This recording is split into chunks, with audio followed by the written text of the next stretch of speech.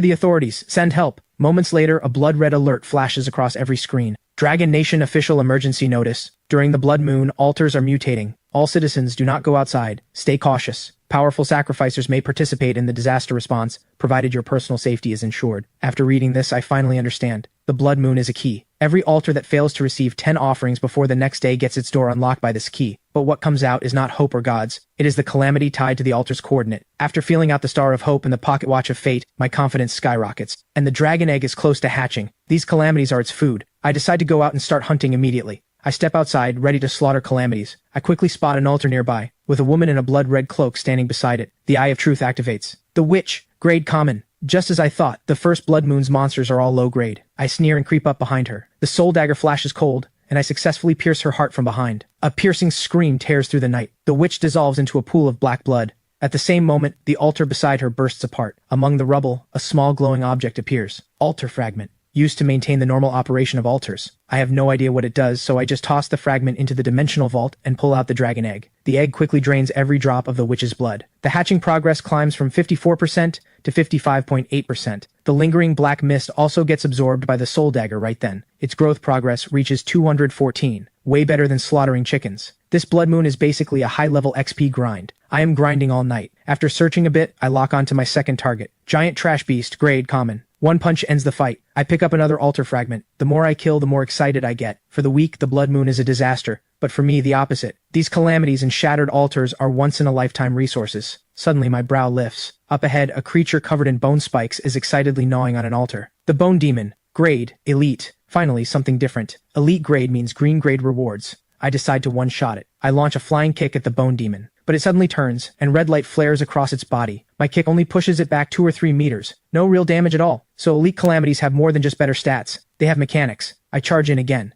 Meanwhile, inside an abandoned factory, a brother and sister huddle behind a shipping container, trembling. They are trapped here by a mutated monster. The creature is staggering toward them. The brother grips an iron rod tightly, but the next instant, the monster teleports right in front of them. Without a moment's hesitation, the boy shoves his sister aside and lunges at the monster. The creature raises a massive bone blade. His sister watches in horror as her brother's body is sliced in two. Elsewhere, on a snowy mountain, countless soldiers are fighting back against a monster. Their bullets only spark off its hide. The platoon leader roars, "Even if we cannot beat it, we have to fight. If this thing reaches the foot of the mountain, the villages below are all finished." On a Gobi wasteland somewhere else, a 5-person squad is covered in wounds, but their faces glow with excitement. They just defeated an elite calamity. The squad captain picks up 3 altar fragments. Headquarters wants to study what these things do. They even ordered us to buy them at a high price. Tonight we need to push harder. The red-haired woman beside him sneers. A squad as strong as ours took all night to get 5 fragments. Even the government elites cannot do better than us. Headquarters does not actually think these fragments are easy to get, do they? Meanwhile, on the other side, I wipe the sweat off my forehead and grumble that I just wasted my time. The Bone Demon has been smashed to pieces, but it did not bleed a single drop. Useless for raising the dragon egg's hatching progress. What a rip-off. After picking up 3 altar fragments, I melt back into the night. If I push harder, maybe my little dragon girl will hatch tonight. By the time I have completely cleared this entire area,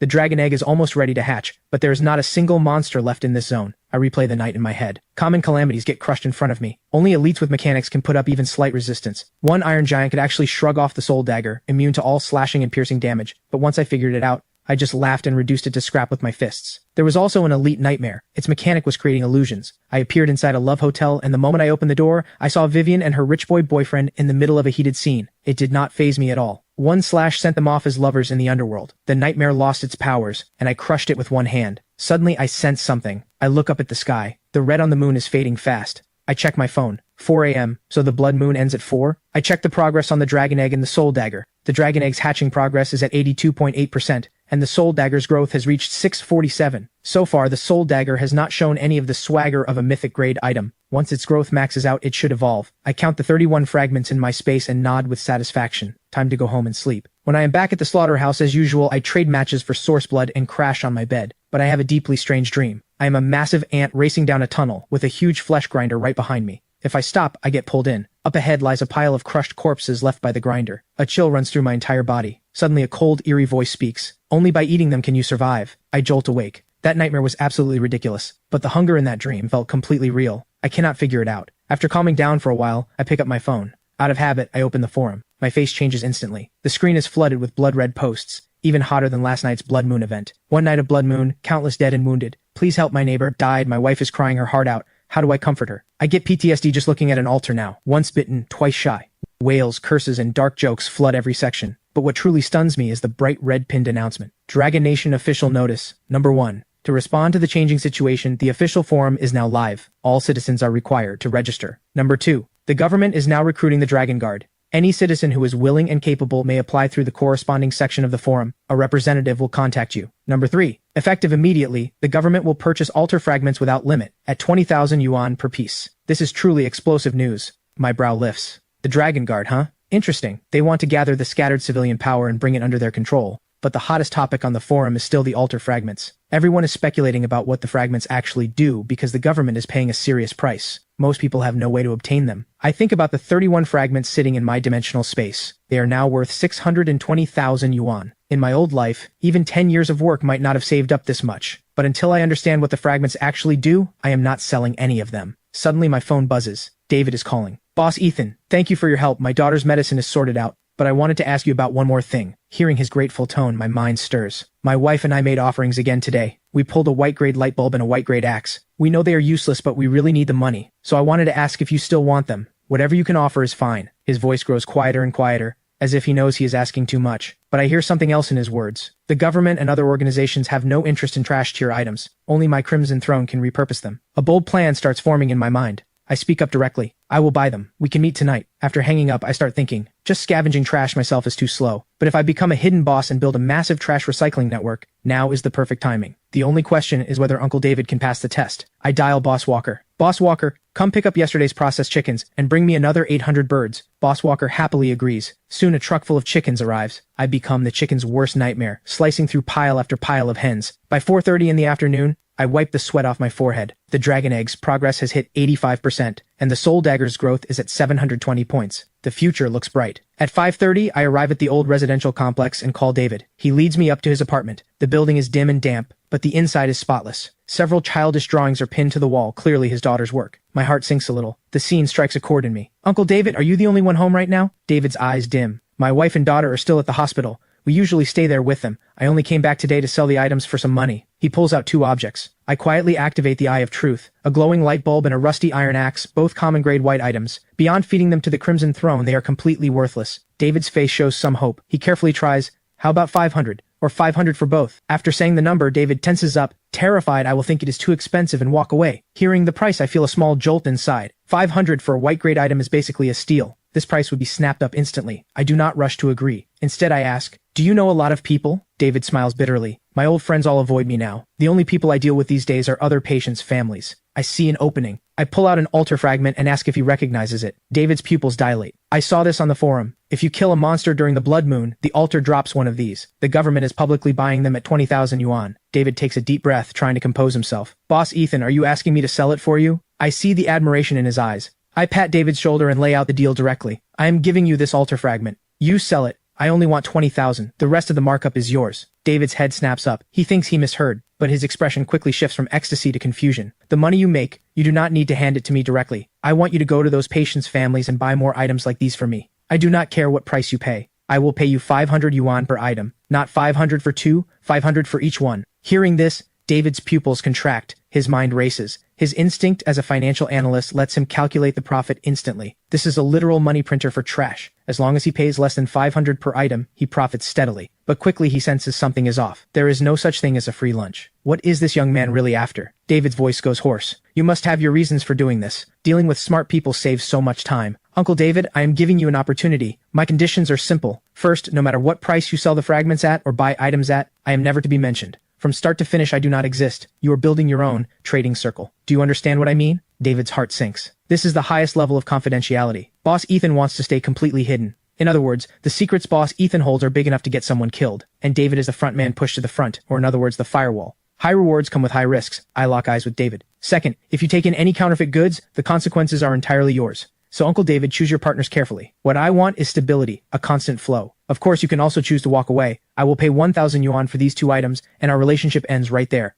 The choice is yours. The room fills with nothing but David's heavy breathing. The pressure from this young man is overwhelming. Choosing the first path is walking the tightrope. Choosing the second is temporary. Safety. But he truly does not want to go back to that hopeless cycle of begging for a few hundred yuan in medical fees. Only by dancing over the abyss can his daughter see a chance, and it is his only path to turn his life around. David grits his teeth and nods. I will do it. Boss Ethan, do not worry. I, David, may be down on my luck, but I used to manage over 100 people at my old firm. I have seen all kinds of crooks and weirdos. I know how to handle this, as long as you give me this chance. I pocket the 2 white-grade items with satisfaction, but I do not use the dimensional vault. You can never let your guard down. I hand over the altar fragment, tell him to contact me once things are in motion, and leave the apartment. The moment I step out of the complex, a strange feeling washes over me. A pair of unseen eyes is watching me from the shadows. My body has been refined again and again by source blood, sharpening all 5 senses to an extreme. Combined with the mystical sensitivity of the pocket watch of fate, this is no false alarm. I stop at a supermarket, buy a few supplies, and walk out into the wilderness, carrying bags of stuff on purpose. When I reach a deserted area, I stop and speak calmly. Tired of following me yet? Several figures slowly emerge from the shadows. Over a dozen burly men with blades close in around me. A sharp screech of brakes pierces the night. A black sedan rolls into view. A foot in red high heels steps out first. It's Vivian. She is wearing heavy makeup today, but it cannot fully hide the swelling on her face. I slapped her too hard yesterday. Vivian's voice drips with venom. Bet you did not see this coming. We meet again so soon. Yesterday on the pedestrian street you were so high and mighty, were you not? I look bored. The eye of truth scans them casually. Every item on every man in front of me becomes crystal clear. All worthless trash, a pile of white-grade junk, and they think they can mess with me? The strongest among them is the scarred man at the front, wearing green-grade strength bracers. Something is better than nothing. Seeing my dismissive gaze, the scarred man roars in fury. His blade slashes down with green light. Seeing me not even flinch, his contempt deepens. This idiot actually thinks he can take my blade head on? With this strike, forget a person, even a bull would be cleaved in two. But the next second, the savage grin on his face freezes solid. I do not even blink. 2 fingers casually pinch the sharp blade in place. The entire scene goes dead silent. Before he can even react, the scarred man flies backward like a kickball. His ribcage shatters. Killed instantly. The dozen-plus thugs who were vicious a second ago all freeze. One punch. The blonde punk closest to me reacts first. Terror sends him scrambling for his life, but a calm voice whispers in his ear. Running? An afterimage flashes through his vision. The blonde punk's body jerks rigid. He mechanically lowers his head. A bloody hole has appeared in his chest out of nowhere. Black mist swirls around the soul dagger in my hand. Its growth progress jumps to 721. The remaining men see this and bolt in terror. Their last sliver of hope evaporates. This is not a fight. This is a slaughter. I am the Reaper, weaving through the moonlight, mowing them down like wheat. The last survivor crumples to the ground, wets himself, and begs for his life. I coldly demand the location of the organization's hideout, so Vivian climbed her way up and is now being valued by the big shot Miss Scarlet. The organization's intelligence network is so well developed that they track me down this fast. He spills everything. I finish him off with a soul dagger. No loose ends. Only one person is left alive. Vivian has been standing there frozen the whole time, watching the organization members she thought were so powerful get cut down like wheat, row after row. Her mind has completely shut down. Everything in front of her is beyond comprehension. This is Ethan, the same one she kicked aside, the pathetic loser who was supposed to scrape the bottom forever, with no chance of ever rising up. I step toward her, one slow step at a time. Vivian finally snaps awake and lets out a piercing, distorted scream. She crawls backward on all fours, like an ugly maggot scrambling away as fast as she can. Ethan, please, I was wrong. I really was wrong. We used to be so close. Please, for old time's sake, just spare me this once. If you let me go, I will do anything you want. I can give you money items. I can pull green light every day. I can be your girlfriend again. I will listen to everything you say. She begs incoherently. A complete mess. I stop right in front of Vivian, my eyes utterly cold. Vivian, do you remember what you did to me yesterday on the pedestrian street? Vivian's body jerks. Of course she remembers. I extend my foot, motioning her to come closer. Vivian shudders. It is humiliating, but compared to dying, it is nothing. And just as she inches closer, 2 sharp cracks of breaking bone explode through the night air. I stomp on her arms and snap them both. Then I stare into her eyes. You may be willing, but I find you filthy. The soul dagger lunges forward. A bad feeling washes over me. Blood mist erupts, and Vivian's body simply vanishes. Another blood escape. The second time. Just as I am about to deliver the killing blow, she escapes right in front of me again. Anger surges in my chest. I recall the last survivor's words, what he revealed during his desperate pleas. There is a Miss Scarlet in the organization, recently injured, who values Vivian highly. Their blood escape techniques are identical. So that is it. The tall woman from that night is Miss Scarlet, a high-ranking figure in the Black Shadow. This bizarre escape ability was most likely passed to Vivian by her. The Black Shadow, this growing underground force quietly spreading in the shadows. Before they grow into giants, I need to crush them all. First, I will use up today's 3 offerings, then pay a personal visit to this so-called hideout. I start gathering the loot. Just as my fingers are about to touch the items, a chilling sense of being watched slams into me. This is nothing like the clumsy tracker from earlier. Whoever this is, they are calm and incredibly stealthy. A top-tier expert. I curse internally as killing intent surges. I shatter the ground beneath my feet and shoot forward, leaving afterimages in the air. I burst toward the source of the gaze. In just a few breaths, I reach the corner. But the spot is empty. Only a few faint footprints remain. Someone was here, and they got away. Their retreat was decisive. Their reflexes terrifying. Combat instincts like that almost certainly do not belong to the Black Shadow. Vivian does not have access to anyone this strong. Most likely this is a government elite. Only the authorities have the resources to cultivate someone at this level. Being on the radar of a low-tier organization like the Black Shadow does not really concern me, but being targeted by the government is a completely different matter. Being watched by a state apparatus is dangerous. No matter how confident or full of myself I get, I am not arrogant enough to think I can stand against the government. It all depends on how they classify me. A rogue who kills indiscriminately and needs to be eliminated, or a civilian-level powerhouse worth recruiting and using. I let out a soft chuckle and continue collecting the loot. 2 kilometers away, the scout agent Panther leans against a cold wall, drops of sweat falling. This sweat is not from running, it is from fear. That ghost-like speed, that explosive raw power, and those cold, emotionless eyes. How did he detect me? No target has ever spotted me before. Inside the Anomaly Affairs Bureau,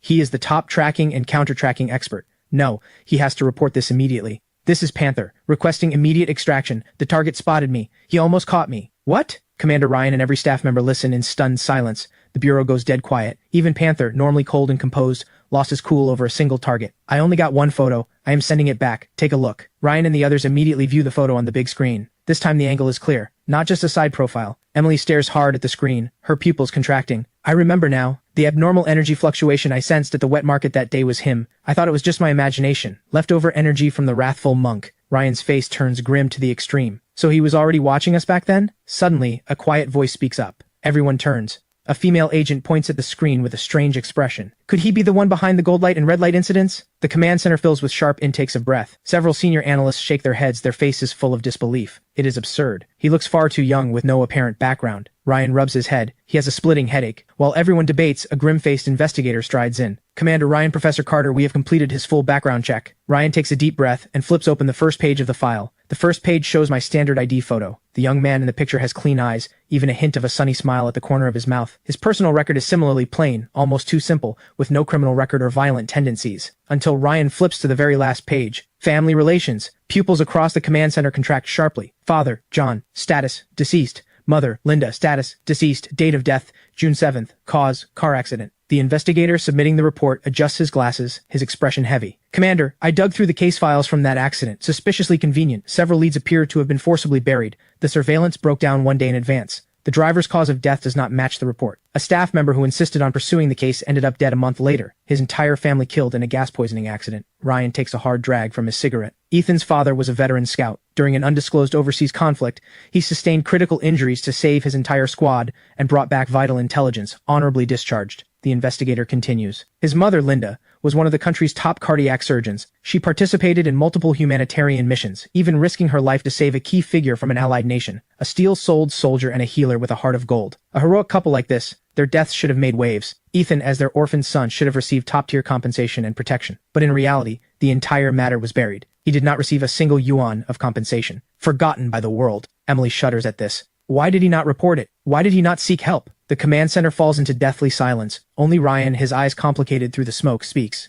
Emily, think about it. A college student in his 20s, his parents suddenly killed. Every witness either dead or injured. Would he dare to make noise? Maybe this kid figured it out from the start. If he made noise, by the next day he would be the next victim of an accident. Only by living like a real orphan, head down, tail tucked, did he stay alive long enough to make it here. Professor Carter beside him adjusts his glasses and turns away. This water runs unfathomably deep. Ryan suddenly stands up. Liam, I need you to dig into that case from the side. For now, put all action plans regarding Ethan on hold. Until we know the truth, we make no judgments. He is not an enemy, at least not yet. Ryan picks up my file. Tonight's meeting is strictly classified. We cannot let Ethan's parents bleed, and then let their child keep shedding tears. Meanwhile, I have already completed 2 offerings. Both are epic-grade items, only suitable as feed for the Crimson Throne. I keep searching and finally stop in front of a foul-smelling abandoned building. A crooked sign hangs above it. Pet Market. I instinctively cover my nose, but the eye of truth picks up a faint energy fluctuation. Going by past experience, I push open the rusted iron door without hesitation. The air inside reeks of decay. Countless iron cages are piled in the corners. Suddenly, I freeze.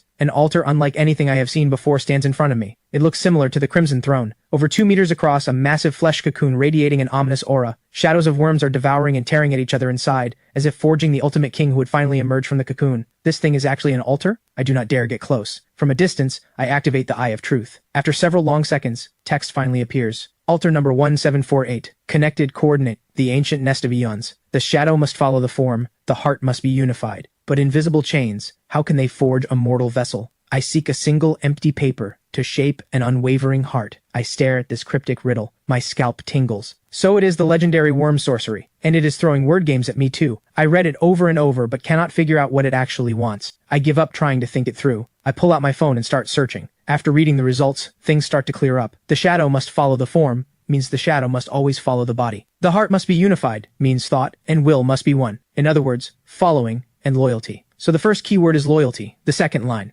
But invisible chains, how can they forge a mortal vessel? It is asking how to take invisible, intangible spiritual loyalty and lock it down with a tangible contract. Is this not just turning spirit into matter? Anyone who has had a girlfriend knows this. Buy the bag or else. Same logic. I smirk and continue with the third line. I seek a single empty paper to shape an unwavering heart. This line is the most contradictory and the most central. A piece of paper with no binding force. How can it shape unbreakable loyalty? The corner of my mouth twitches. Has anyone ever evolved from a corporate slave into a brainwashed slave? Even if I understand the literal meaning, I still have no idea what to offer the altar. A slavery contract? An employment contract? None of those seem right. Contracts can be torn up the moment the price is right. A slavery contract is just absolute force, not loyalty from the heart. And I cannot afford to guess wrong. Otherwise, a black light calamity made up of all these GU worms. Just thinking about it sends chills down my spine. My thoughts hit a dead end. After an hour of getting nowhere, I slam my fist into the wall in frustration. Too much force, and a photo album spills out of my backpack. The first page shows my father standing tall in his uniform. I remember him stroking my head with affection. Listen, kid, our family men, no matter where we go, we never bow our spines. A jolt runs through my body. The cultural foundation of the Dragon Nation,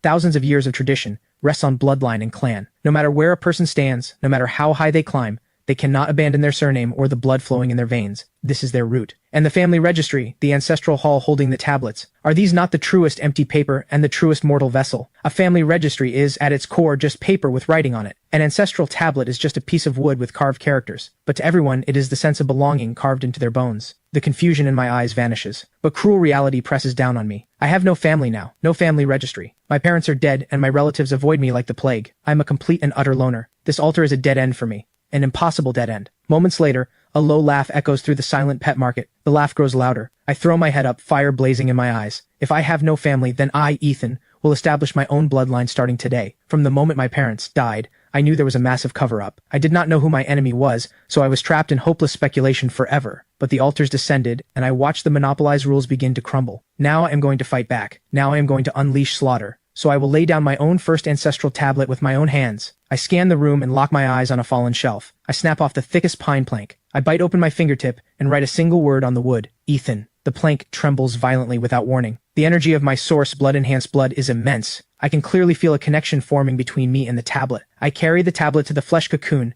and press it firmly against the cocoon's surface. Everything around me goes utterly silent. My heart pounds. The next second, drums echo from every direction. I feel transported back to an ancient primal forest where ancient tribes worship in reverence. They offer beautiful women and countless colorful venomous snakes for support. Followers of different schools all display their devotion. Suddenly, a voice rings out. Look, this is what goose sorcery is. It is following the rules. It is willing sacrifice. You, a rootless mortal, dare to speak of founding your own school? Chaotic willpower slams into my mind. The vision in front of me starts flashing wildly. I can faintly see the G-worms in the cocoon starting to crawl up my arm. I want to leave, but I cannot move at all. The soul dagger in my pocket pulses with black mist. My eyes flare red and my entire body roars with vitality. Your traditions are nothing but echoes of a dead era. I am the beacon of a new age. I am the rule. The illusion shatters in an instant. My entire body is drenched in cold sweat. The GU worms about to burst from the cocoon all freeze. They speed up, biting and devouring each other in a frenzy, until finally every sound dies, leaving only a single massive jet-black beetle. This is mine. My voice trembles with excitement. The aura on this thing has to be at least legendary, but my eye twitches violently. The membrane around the Worm King suddenly tightens,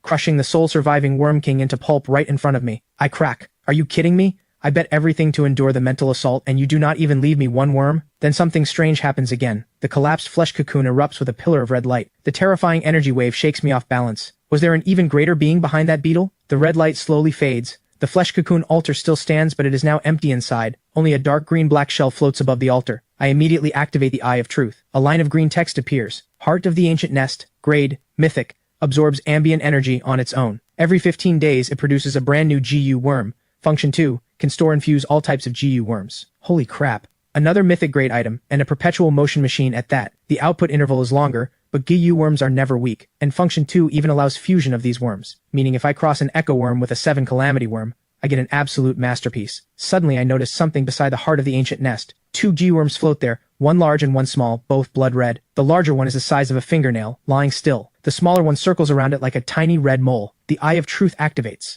Bloodline Loyalty Worm. Grade. Legendary. The mother worm can be merged into the user's own body. The child worm can be merged into a target's soul. The child worm's host will remain absolutely loyal to the mother worm's host. The moment the child worm's host harbors any thought of betrayal, the mother worm can destroy the child worm's host instantly. I suck in a sharp breath. This thing's function is insane. Once planted, the target becomes my loyal puppet, their life and death entirely in my hands. The first person who pops into my head is David. But on second thought, this is a legendary grade item. Wasting it on an ordinary person is a shame. Good steel goes on the blade's edge. I pack everything up and prepare to head back to plan out the next few days. Cut to the other side. Inside the inner chamber of a mansion, Lady Scarlet is treating her injuries. The hidden wounds from her earlier encounter with me are torturing her. At that moment, the door bursts open. Vivian stumbles in, covered in blood, both arms broken, looking like a drowned dog dragged out of a mud pit. Scarlet's eyes are full of disgust. Trash, how did you end up like this? Vivian immediately starts sobbing. I was ambushed by my loser ex. I do not know what dark sorcery he learned, but he killed every bodyguard protecting me. He has zero respect for our Black Shadow.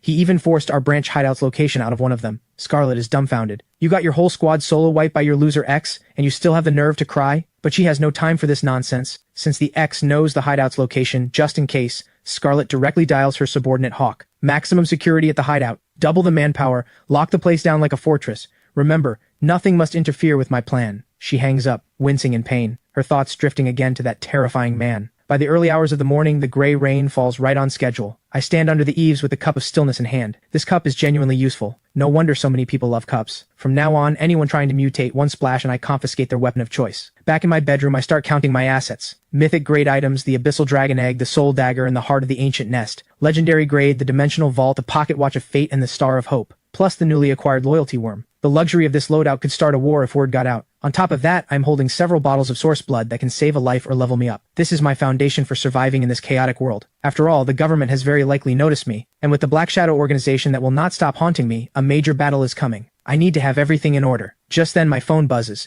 David is calling, his voice full of excitement. Boss Ethan, I sold the altar fragment you gave me for 26,000 yuan, 30% above the government's price, and the buyer is no ordinary person. They claim to be from the Black Shadow. They even sent me an invitation to join the organization. They mentioned internal benefits and some kind of protection. Hearing the words, Black Shadow, my hand pauses on the desk. Enemies always cross paths. I was just looking for a chance to uproot them entirely, and now they walk right to my door. A cold smile curves on my lips. I tell David directly, Uncle David, accept their offer. Join the Black Shadow. David on the other end goes blank. Sure, he misheard. My tone turns cold. I speak bluntly. I have a blood feud with the Black Shadow. I'm sending you in as a mole. This is a near-suicide mission for David. Even in other words, I am sending him into hell. He falls silent, but he is smart, and even more he is a desperate father. To save his daughter, even hell, even mountains of knives and seas of fire, he will charge through. David grits his teeth and agrees. If you can save my daughter, my life belongs to you. I smile. I do not promise him empty hopes. Instead, I directly ask about his daughter's condition. Hearing it is acute leukemia. I look at the dark red source blood in my hand. A wild idea crosses my mind. If this stuff can cleanse the marrow and reshape flesh, could it cure David's daughter's leukemia? If I'm going to win his loyalty, I might as well use a fate-defying move. I lay out the plan. Uncle David, tomorrow afternoon I will come to pick up the first batch of items. I will give you another altar fragment then. Use it to trade with the Black Shadow and accept their invitation while you are at it. Also, before I head to your place, I want to stop by the hospital and visit your daughter. After hanging up, I lie down to sleep, and I have an absolutely ridiculous dream. In the dream, I am being chased by a vampire in a tailcoat. This vampire is impossibly elegant and noble. He quickly corners me. Just as I am about to fight for my life, he leans close to my ear and says with a wounded look, Bro, what kind of self-respecting vampire eats matches every day? I jolt awake and burst out laughing in disbelief. The freaking Crimson Throne is sending me dreams, complaining that the matches I feed it are too low grade. I storm down to the basement and unload on the beating heart. A son does not mind an ugly mother. A dog does not mind a poor home. You should be grateful you have anything to eat. And you are picky? But complaining aside, I realize something. This thing has consciousness. It must have evolved through devouring items. To soothe this fussy ancestor, I reluctantly toss in a few matches. Watching it consume them twice as fast as before, I am thrilled inside. From now on, I need to find better stuff to feed it. After soothing the throne, I look at the dragon egg in my hands. The hatching progress is stuck at 85%. I pull out a bottle of source blood, hoping to give it a snack. But the dragon egg has serious pride. Its tail flicks the bottle away in refusal, not even bothering to look at it. I am speechless. Well, this one just can't appreciate the good stuff.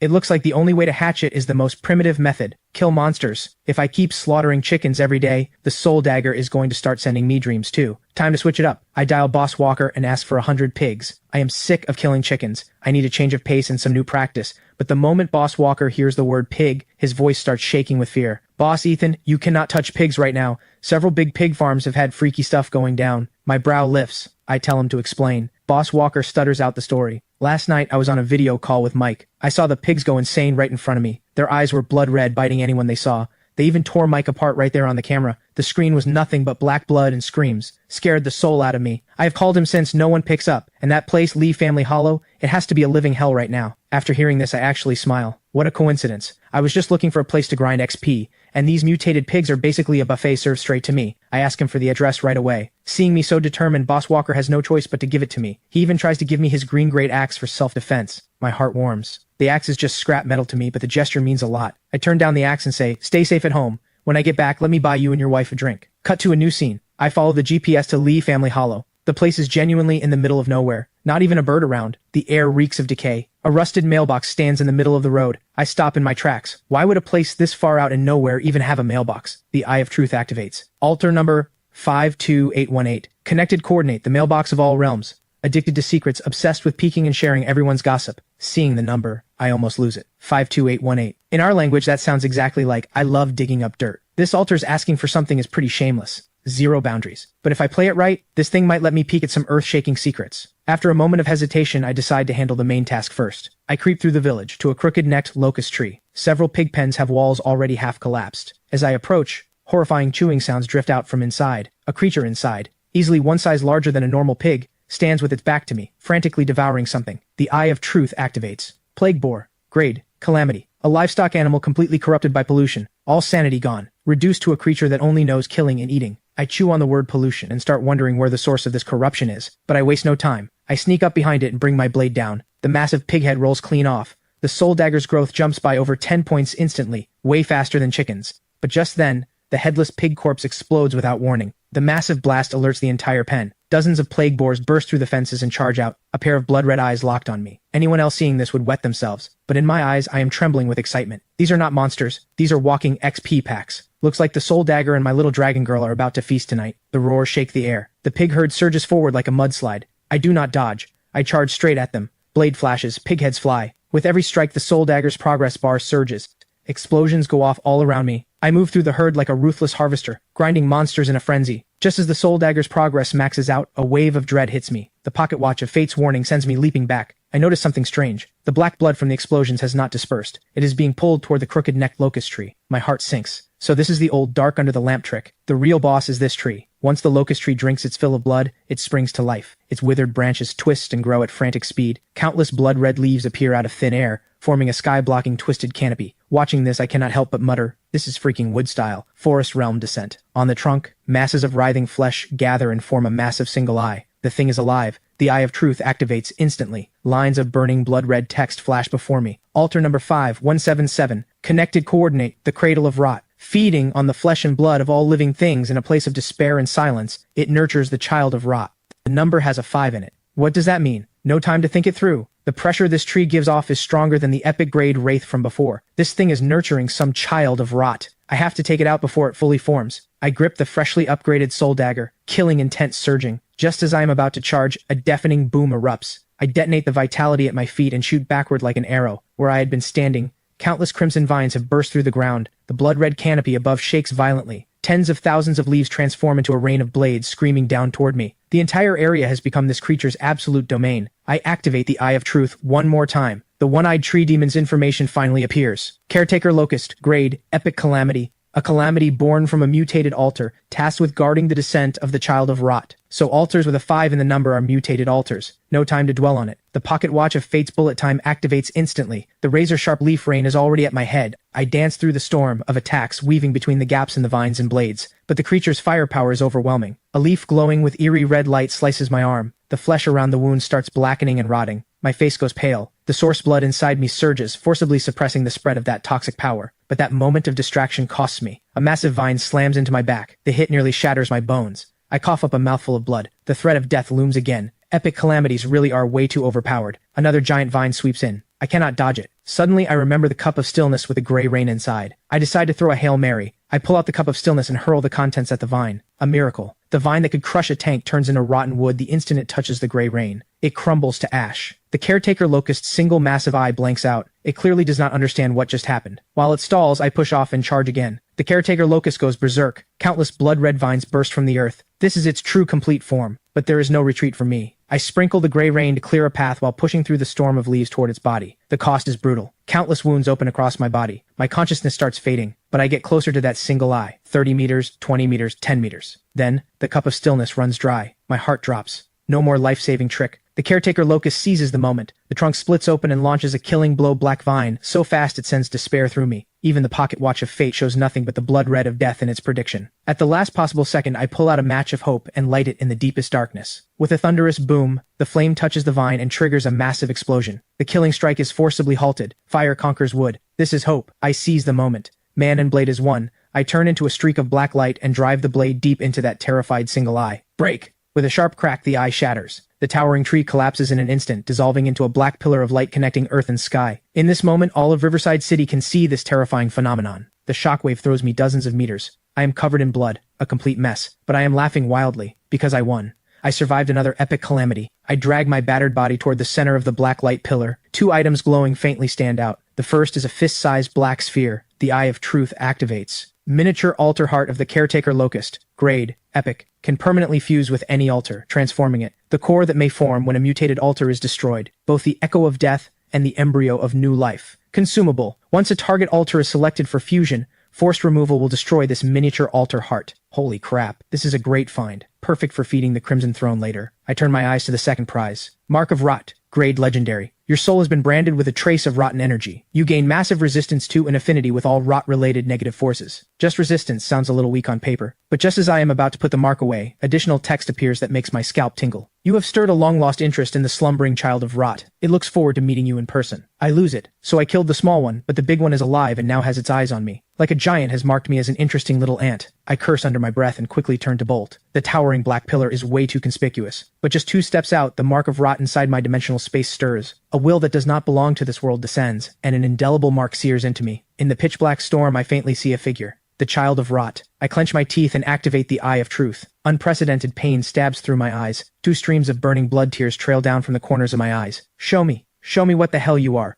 Name unknown. Grade unknown. Description unknown. Seeing this, I cannot suppress the surge inside me. I spit out a mouthful of black blood. The target seems to exceed the Eye of Truth's current limits. I have a lot of cheats stacked. In today's world, I am undoubtedly a powerhouse. But in front of those things, I am still just an ant. I lift my head toward the sky again. The figure has vanished. Meanwhile, all of Riverside City is in chaos. The Anomaly Affairs Bureau raises a level 1 alert and names this towering blacklight event the Great Dark Sky. Scarlet also sees the phenomenon. She immediately gathers her elite forces and rushes to the scene. Every shady figure hiding in the shadows swarms toward Lee Family Hollow. Anyone with even a bit of power is heading there, hoping to grab a piece of the action. But I am the only one going the other way. I am heading to the gossip altar I found earlier and checking on the upgraded soul dagger along the way. Middle soul dagger, grade mythic, new ability, immune to all mechanics. My mechanics override yours. New ability, soul nourishment. After killing a target, drain its life essence to sustain the wielder through endless slaughter. New ability, Godslayer's Aura. Deals 1000% damage to mythic grade units. Looking at these insane stats, I almost want to bow to the soul dagger. Bro, you are a beast. The soul dagger's upgraded stats are absolutely insane.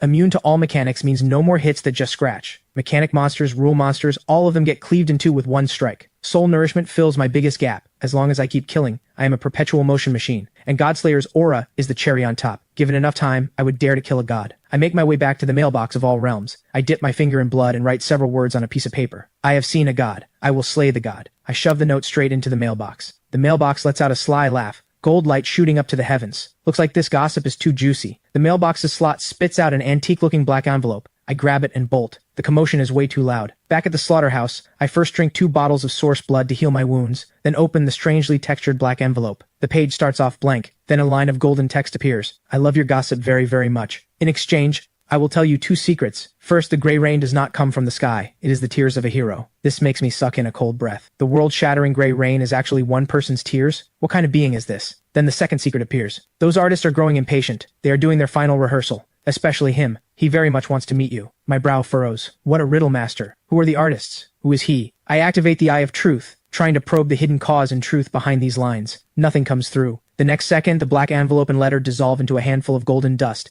vanishing into the air. The lead is gone. I slam my fist on the table in fury. This altar is unhinged. It just had to be a riddle master. If I cannot figure it out, I will not waste energy on it. Building strength is what matters now. I call Boss Walker and ask him to send over another 1,000 chickens. I throw in a little performance, pretending the giant black pillar scared me into running home. Boss Walker buys it instantly. As long as you are alive. Good thing you did not go. We do not go. We do not go. After hanging up, I head to the basement and pull out the Caretaker Locust's miniature altar heart. This is a gamble. If I win, the Crimson Throne evolves. If I lose, I wasted an epic grade item. I wave the miniature altar heart in front of the throne, warning it not to just snack on it, then place it on. With a hissing sound, blue smoke rises. The miniature altar heart suddenly opens its single eye and extends countless black roots, trying to force a parasitic takeover. This completely enrages the slumbering king. The Crimson Throne shakes violently. Countless blood-red tentacles burst forth and crush the invading roots without mercy. In just 1 minute, the fight is over. The black roots are completely devoured. Everything goes still. Just as I am about to complain that I broke it, I see a bright green branch sprout from the center of the throne, with the translucent green fruit hanging at its tip. The Eye of Truth reveals, the Crimson Throne has fused with the Caretaker Locust's heart. New special trait,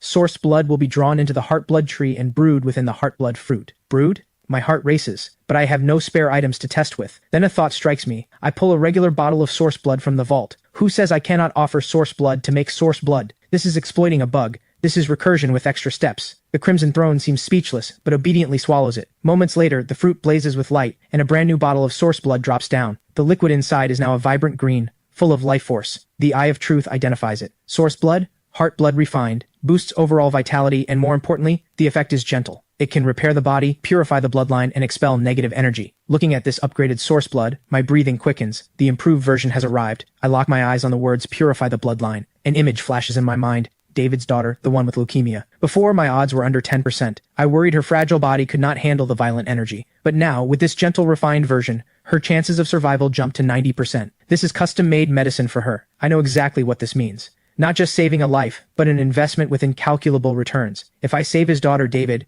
with his financial mind and sharp intellect, becomes my most loyal right-hand man. This is locked in. Feeling great, I pull out my phone to scroll through the forum. One glance, and my face changes instantly. What the hell happened? I expected the Caretaker Locust kill to dominate the trending list. But when I open the forum, the posts about the Riverside City Black Light are there, but they are buried under even more terrifying news. A string of bold, blood-red headlines fills my screen. All paper figures in the town have come to life, beating gongs and drums in the streets, holding ghost weddings and funerals, not for the faint of heart. High-res photos inside. Mahjong tiles clatter through the city at midnight, driving countless residents insane. Giant mutated sea creatures surface in the East Sea. Stones in the West River come to life, forming a beast army marching toward the cities. Plague abroad, volcanoes erupting. Clearly, every single one of these is the work of mutated altars I have not seen yet. The Caretaker Locust was not an isolated case. After the Blood Moon event, the world never returned to its old order. Mutated altars are spreading like wildfire, nurturing countless unknown horrors. This makes me realize I have to grow stronger faster. By 4 p.m., I have processed all 1,000 chickens. The Soul Dagger's 10,000 evolution points feel like a drop in the bucket. My little dragon girl's hatching progress hits 88.5%.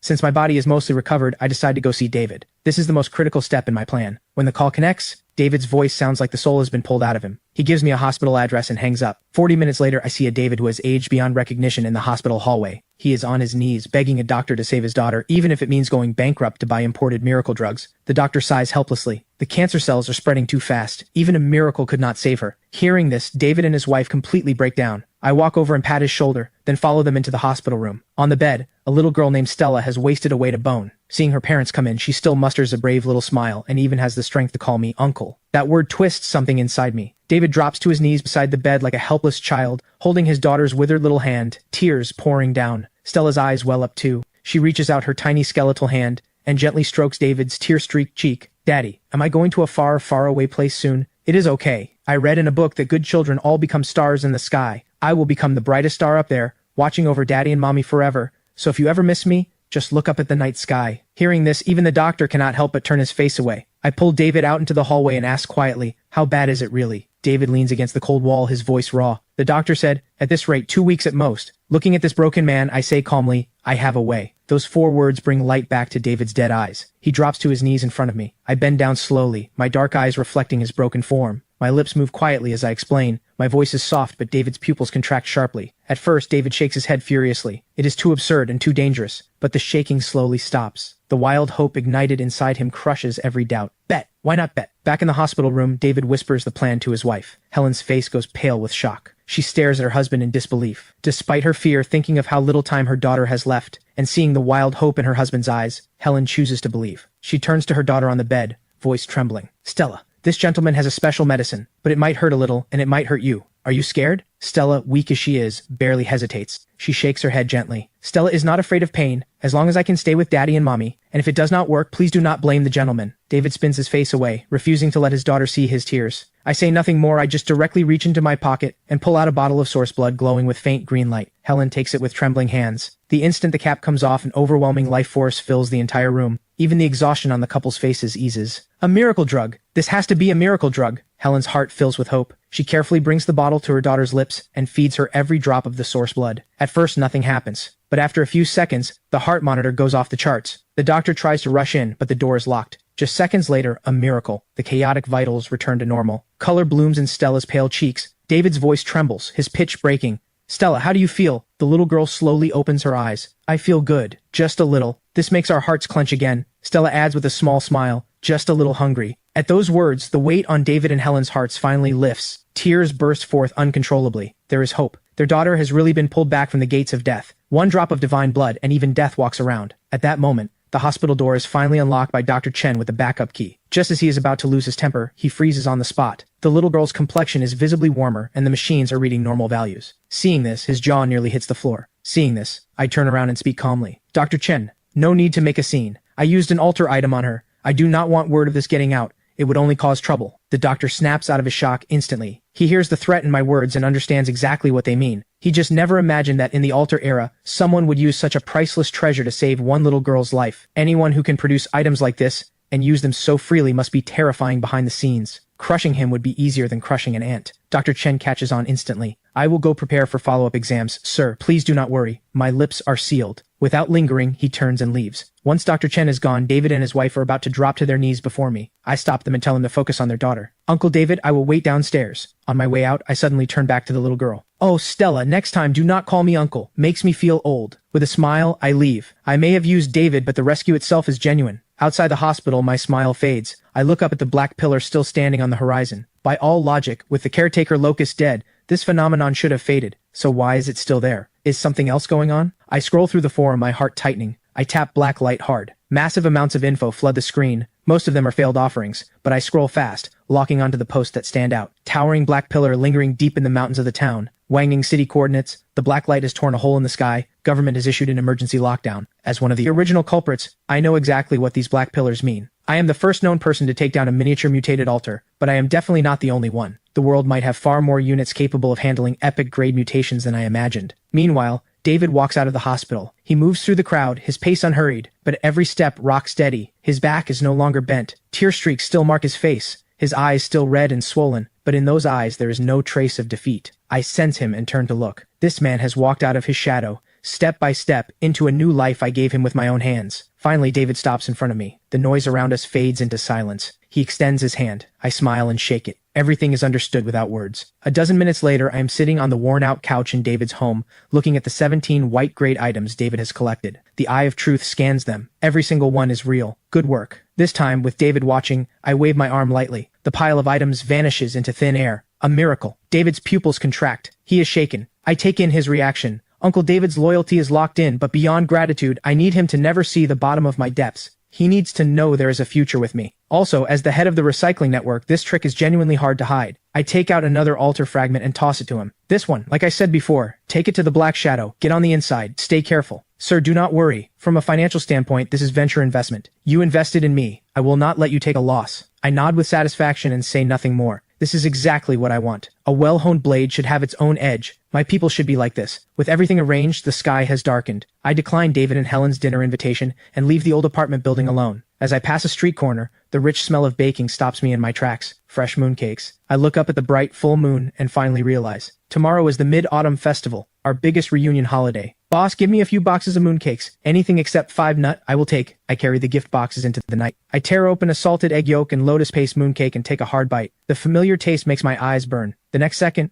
my smile freezes. Mid-Autumn Festival. Mid-Autumn Gala. Rehearsal. The 52818 Altars message explodes in my mind. Those artists are growing impatient. They are doing their final rehearsal. Could it be in these next few days? Realization dawns in my eyes. At that moment, a faint singing voice drifts in on the night wind. The tone is mournful, racked with sorrow to the extreme. The melody is dark, twisted. Who is there? I flick my wrist and the soul dagger slides into my palm. Cold killing intent locks onto the surroundings, but there is nothing. An unexplained anger rises in me. The desolation and loneliness in that voice resonates, damnably, with the emptiness I feel right now from missing my parents. I lower my profile and melt into the shadows. A few minutes later, I push aside the tall grass in front of me, and my pupils contract. An abandoned open-air theater stands before me. The audience seats are empty, but the air is heavy as if filled with invisible ghosts. 3 completely different voices are weaving together on the stage. On the left, a desolate male role. In the middle, a sorrowful female role. On the right, a cackling clown. Male role, female role, and clown all present. I activate the Eye of Truth. The stage's disguise falls away. 3 altars reveal their true forms. The left altar is built from broken halberds and shattered armor,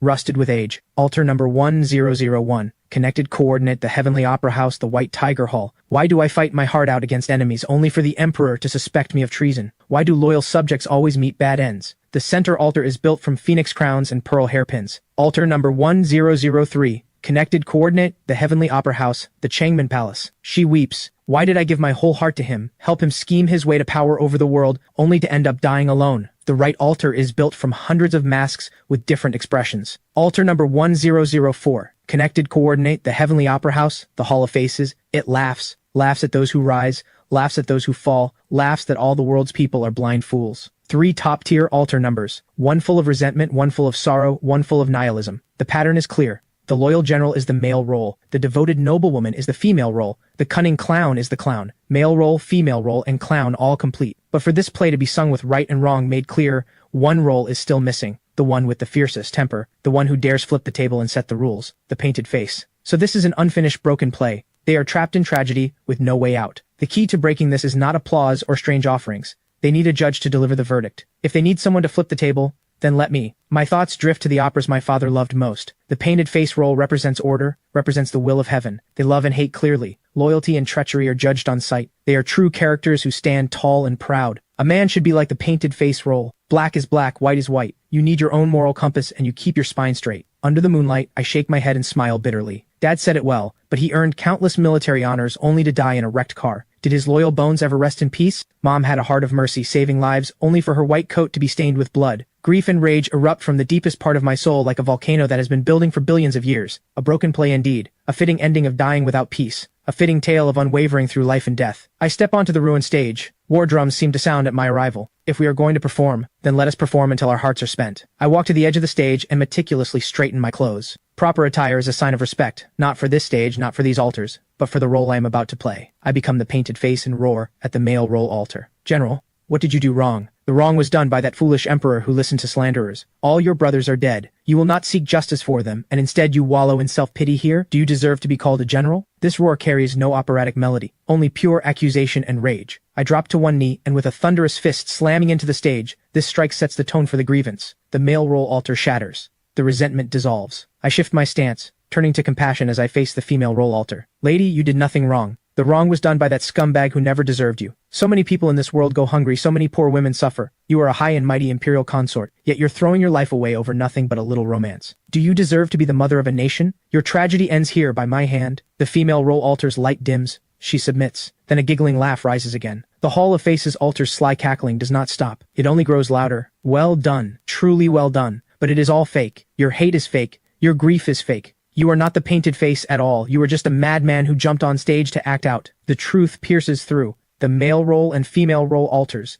just subdued, surge with resentment again. This is not righting the world. This is desecration by an outsider. The clown keeps mocking. Ignorant. Pathetic. The painted face curls his lips and smiles too, but there is no warmth in that smile. Yes, I am fake. The whole stage falls into stunned silence. I point at my own heart, my voice raw. Your sorrows and joys were written in a script. Flowers in a mirror, the moon in water. But me, my tragedy is real. My hatred is alive. Every second I have lived is 10,000 times more real than your broken play. Today, I make my own body the stage. The blade pierces flesh. I slash down hard, painting the face mask in blood. With my own blood, I paint a face that is upright and uncompromising yet bears a sea of blood-deep grudges and lives for vengeance. The pain is unbearable. But the smile on my lips only grows more deranged. The wavering white tiger hall in Changmen Palace are now completely subdued. Even the Hall of Faces altar, the one that prided itself on being clear-eyed and untouchable, freezes. The expressions on its hundreds of masks lock in place, turning to pure acknowledgement. I am Ethan, but I am also the painted face. Who dares say I am fake now? I am an orphan on the mid-autumn reunion night with no kin.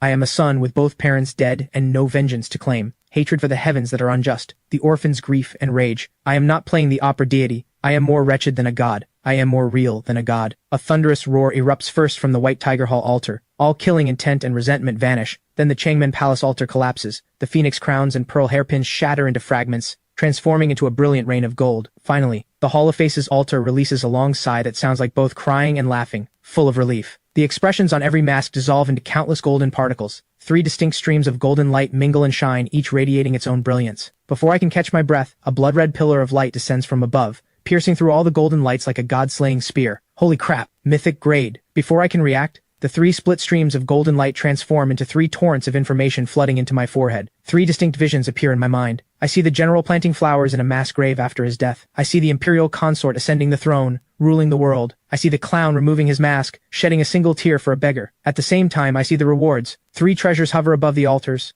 I drop to one knee, my legs giving out. The mental strain is too much. I pull out a bottle of source blood and chug it. Massive life force flooding through my limbs, healing my wounds at an incredible pace. I slowly rise and walk to the White Tiger Hall altar. The Eye of Truth activates. Tyrant's Helm, Male Roll Series, Legendary. Function 1, Tyrant's Authority. The stronger your vitality, the heavier your aura. Increases physical damage reduction and damage proportionally. Function 2, Last Stand. When surrounded by 3 or more enemies of equal or higher tier, Tyrant's Authority's effect scales with their numbers. My eyes blaze. This passive is made for me. I move to the Changmen Palace altar. A jade pendant glows with shifting colors above it. Beauty's Pendant, Female Roll Series, Legendary. Function, Diversion of Disaster. All single target attacks aimed at you have a chance to be redirected, striking a random unit beside you instead. My face goes weird. This thing is creepy. Every assassin's worst nightmare. Finally, I turn to the Hall of Faces altar on the right. If the clown had not pushed me to the edge in those final moments, I would never have painted my face in blood. I am the opera itself. In a sense, this clown made me. I walk to the altar and gently take a dark red tooth in my hand. Reverse Tongue, Clown Series, Legendary. Function 1, Eye for an Eye. When affected by a negative status, has a chance to trigger a counterattack, reflecting the weakened effect back to the source. Function 2, a chance to reflect any negative status. My breath catches. In this superhuman era, curses and poisons come from every direction. If I can stack this chance high enough, I am untouchable. 3 legendary grade series items in one go. Pure profit. Finally, I look up, eyes locked on the center of the stage, exactly where the blood-red light from the heavens struck. The true grand prize. My heart pounds wildly. 3 legendary grade pieces are already absurd wealth, but that blood-red pillar from the heavens, descending from beyond the sky, was overwhelming, piercing through all 3 streams of golden light. Mythic grade for sure, but descending from the heavens like that, I have never seen anything like it. I carefully approach the faint glow. It is a sheet of painted skin as thin as cicada wings. The Eye of Truth activates. Performer's Visage. Painted Face Series, Mythic. Function, Visage of Awe. Once worn, any who meet the wearer's gaze feel fear and lose their will to fight. I burst out laughing. This Visage of Awe is strong, in the literal sense of the word. Even more terrifying, the Painted Face series has a full 7 pieces. If the entire set is mythic grade, what would the world look like once it is complete? The moon tonight is so beautifully round. My mood lifts considerably. After this battle, I think back to the other lines from the letter. Those artists are growing impatient. They are doing their final rehearsal. Especially him. He very much wants to meet you. After tonight's performance, the fog finally clears. Are those 3 from the Heavenly Opera House not the purest artists? Following this logic, before encountering the Heavenly Opera House, I did meet one before. With a flick of thought, a singed edge ticket to Act 4 appears in my hand. 4444, the Theater of Sorrows, a tragic heroine doomed to repeat her role on stage forever. Artist, female lead, she. Every clue connects into one line. The one mentioned in the letter is most likely this eternal heroine of the Theater of Sorrows. The photo of Vivian I despised I once offered, the one I hated and discarded, earned me the ticket. That was a karmic bond between me and her, already formed long ago. No wonder the Eye of Truth shows cause and effect. Offerings come with delayed payback apparently. I instinctively checked the date on my phone. August 14th. Tomorrow is the Mid-Autumn Festival. Final rehearsal. The meaning is clear. What plays out tomorrow is not a Mid-Autumn celebration. It is the formal performance the artists from the Theater of Sorrows are presenting to the entire world. 2 deadly questions stand before me. First, is the eternal heroine seeking me a blessing or a curse? Second, how exactly will these artists descend tomorrow? What do I do? A flash of fierceness crosses my eyes. I pull 3 core items from the dimensional vault. The Abyssal Dragon Egg, the Soul Dagger, The bloodline loyalty worm. I gently touch the soul dagger. It is cold to the touch, yet linked to my soul. This thing has blocked plenty of mental attacks for me. My gaze shifts to the bloodline loyalty worm. The two worms, one large and one small, crawl obediently onto my fingertip. From now on, you bear the name Soul, too. I will call you Soulworm. Finally, I look at the abyssal dragon egg nuzzling against my arm. Calling you Little Black sounds bad. Soul Dagger, Soulworm, Soul Egg, the Soul Name team is officially formed today. My phone buzzes. David is calling.